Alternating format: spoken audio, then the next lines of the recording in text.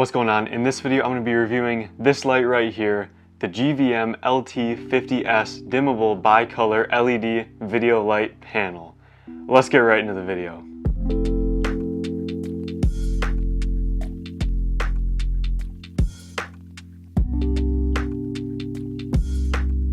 So GVM did send me this light kit, but they didn't pay me to make this video and it didn't require me to say anything about it. Everything I say in this video is my personal opinion and my experience after using these lights for a little while. So with that being said, let's get right into the video, and I'm basically going to go over some of the things I love about these lights as well as the things that I really don't like about them and kind of wrap it up at the end. So first things first, let's get into the good things about these awesome lights.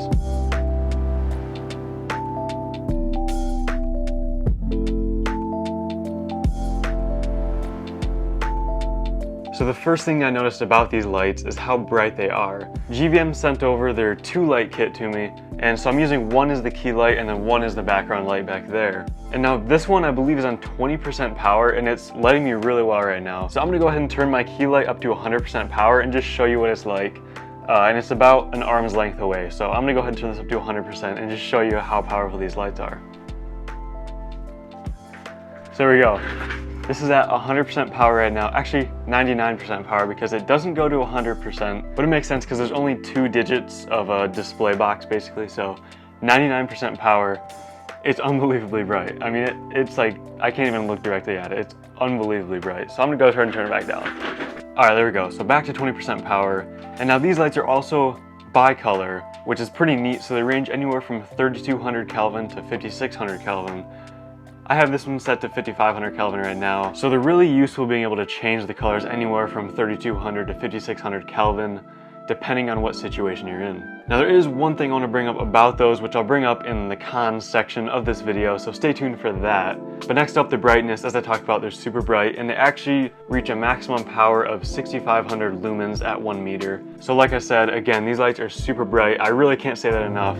These are very, very bright for how small they are. Now with all that brightness, heat comes along with it because there's so much power going through these. They're obviously going to produce heat, which means that these do have a fan on the back of them. Now this fan is pretty small, but it is pretty noticeable when the fan is on. So I'm gonna go ahead and show a clip of the fan and basically just how loud it is.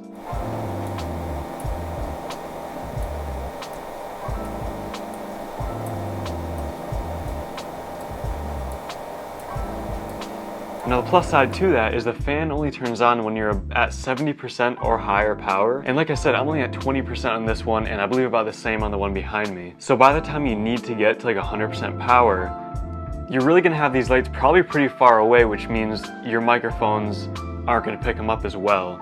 Or with most situations that I do have these close to the subject is with photography when I have a high shutter speed, which again in photography, the fan won't matter at all. So another awesome thing about these lights is that they include a diffusion panel, which I'm actually using on this right now. And what this does is it basically makes the light a little softer and just less harsh.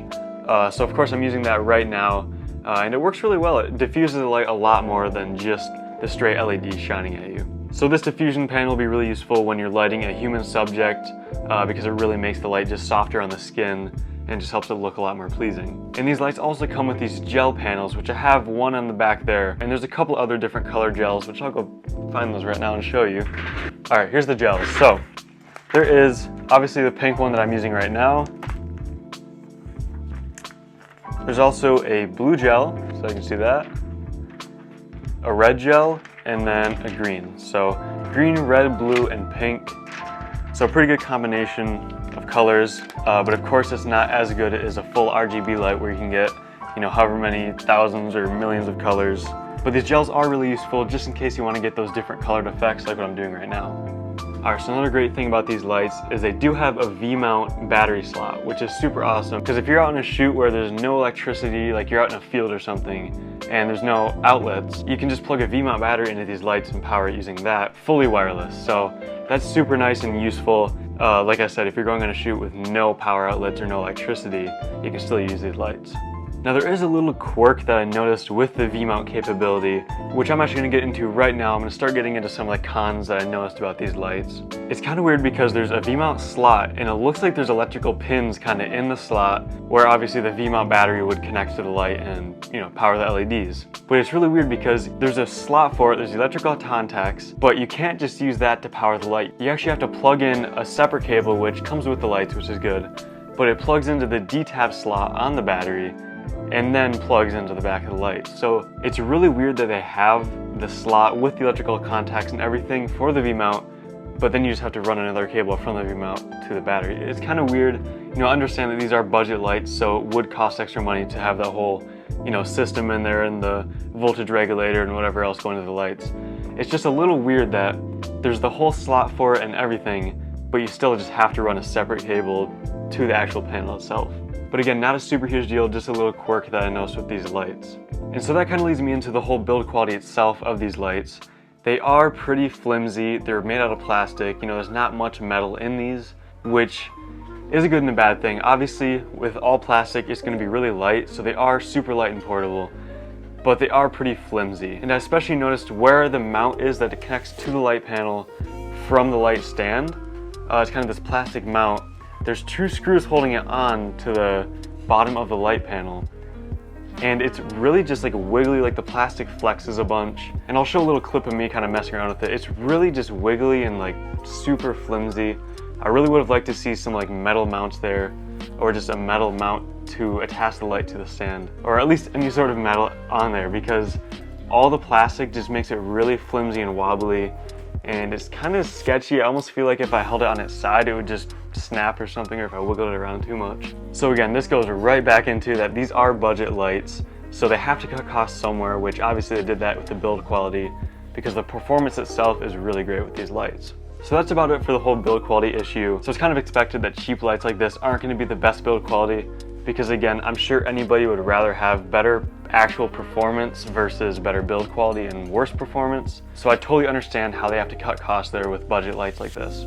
And GVM does offer higher quality, higher priced lights that are going to be metal housing and way better build quality. So I completely understand their choice in worse build quality, better performance. So now in a little quirk I noticed with the color temperature is when you go from the very highest or the very lowest color temperature and bring it up or down 1 notch, that 1 notch changing from only the warm LEDs to the warm LEDs and the cool LEDs, or the other way around, it changes the brightness and it seems like the color temperature quite a bit more than the other steps in between.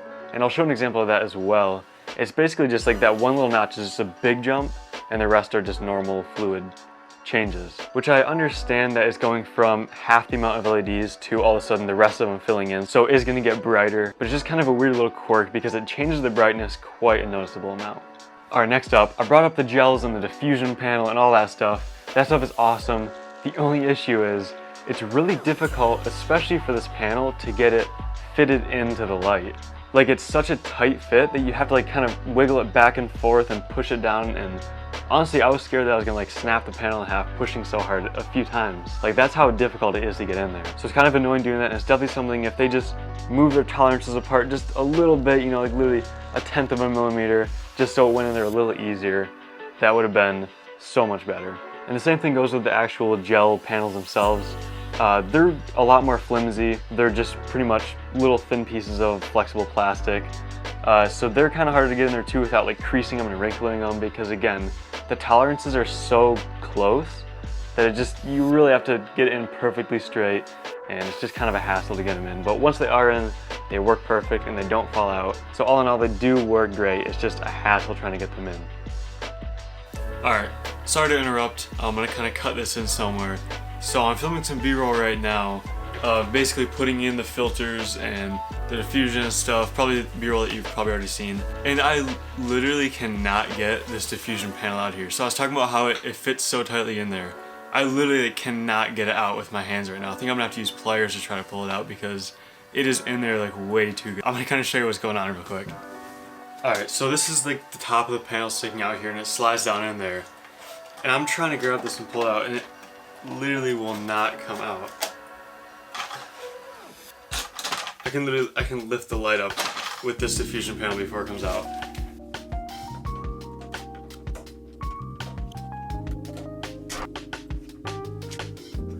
I went ahead and pulled off the barn doors, so this is kind of exposed now. And there's these 4 tabs here with I think rubber on the inside that kind of hold it in. I cannot. Oh. Okay. I got it out. There's scratches all along here from those clips that hold it in. I promise you I'm not exaggerating what I just showed you. I actually had to pull off the barn doors, which you're not really supposed to do, and then I had to get under with both hands and just pull it off, and it got deep gouges in the sides of it. Like, that was ridiculous. And so with my testing with these lights, I did do some heat tests because, you know, I know that they create a lot of power, a lot of heat because they need a fan. And so what I did was I left one of these lights on at full power for about 3 hours just to see how warm it would get after that amount of time of it just being constantly on at full power. And I noticed that it barely even got warm to the touch. The only thing that was kind of warm was the power supply, but everything else, especially where the fan is and every other part of the light, even the LEDs themselves, didn't get very warm at all, and I could barely even notice that they warmed up, which I thought was super awesome. But then I decided, what if I put it at 69% power, which is 1% before the fan turns on? And so I did that. I put it at 69% power before the fan turned on and left that for another 3 hours or so. And this time I noticed that the light did get noticeably warm. I wouldn't say hot, but it definitely got warm to the touch, basically all over. And so the fan definitely does work. It's not just there for show. The fan's there to cool the light down. So I'm guessing if the fan wasn't there and it went to 100% power, it would get pretty warm. So that's great that when it's at 100% power, it doesn't get super hot because that fan kicks in. It's just kind of the trade-off if you want a little bit less power to keep the fan off and keep it completely silent, or if you're willing to have the fan running and a little bit of extra noise to have the 100% power. That about wraps up the main pros and cons I noticed of this light. And I think they're great lights, especially if you're getting started doing YouTube videos or any sort of running gun shooting. You know, the VMount battery slot is awesome for if you don't have electricity. And if you don't use VMount batteries, the power cable itself is really long and it's built really well. It's nice and thick, so that isn't gonna break on you. And overall, these lights are nice and portable, they're light, they perform really well, they're really bright, they have gels for your different creative uses. I mean, these are just some awesome lights, all in all. And so I'm gonna have links in the description to them if you wanna check them out, and also GVM website. They have a bunch of other different video lights and all sorts of stuff. So definitely check out GVM if you're interested in video lights or photography lights. That wraps up my review of the GVM LT-50S bicolor dimmable LED video light panels. It's a super long name, but these things are great. Check them out in the description, and I'll see you in the next video.